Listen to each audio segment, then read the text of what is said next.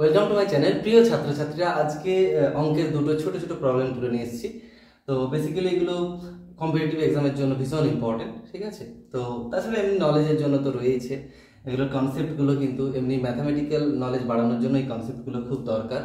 তো প্রথমে ব্যাপারটা বলি, এগুলোর মানে যে দুটো রাশি দেওয়া, দুটো মান দেওয়া রয়েছে, তাদের মধ্যে চেয়েছে এখানে কোনটা বড় কোনটা ছোট, বৃহত্তম মানটা ক্যালকুলেট করতে হবে। এবার দেখো, এটার মানেটা কি আগে জানতে হবে। তার আগে ছোট্ট একটা উদাহরণ দিচ্ছি। কোথাও যদি সাপোজ √4 থাকে, এটার মানে কি, চেঞ্জ করলাম, √4 এখানে 3 আছে, এটার মানে কি,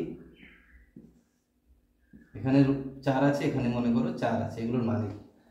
দেখো, রুটের মধ্যে কিছু নেই মানে, এখানে যদি কিছু না থাকে এটা মানে মনে রাখবে 2 আছে, ঠিক আছে। এটা হচ্ছে বর্গমূল বলা হয়, এটা মানে 4⁻²।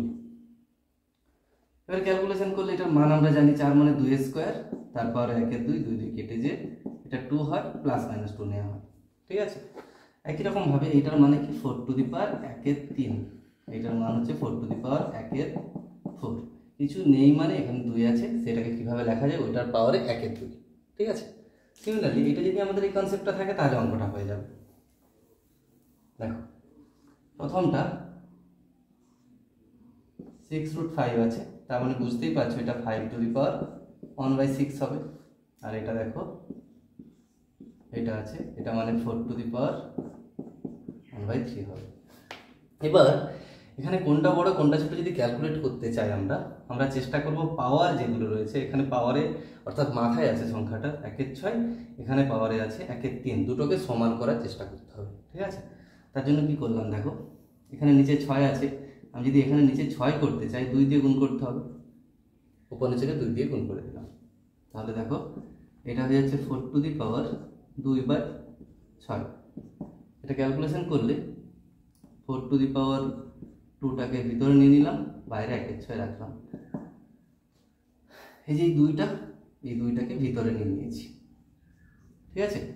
তাহলে এটা কথা হচ্ছে 16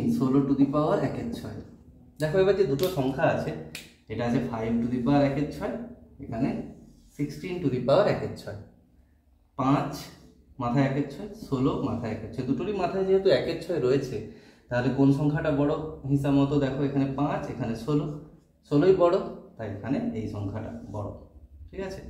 এই দুটোর পাওয়ারই যদি 1/6, আমি কম্পেয়ারটা যদি এইভাবে করি, 5⁻1/6 আছে আর 16⁻1/6 আছে, কে বড়, পাওয়ারগুলো বাদ দিয়ে দিয়ে যদি কে বড়, 16টা বড়, ঠিক আছে। তার মানে এই সংখ্যাটা হচ্ছে বৃহত্তম, এইটা হচ্ছে ক্ষুদ্রতম, ঠিক আছে। 3 এই সংখ্যাটা হচ্ছে বৃহত্তম।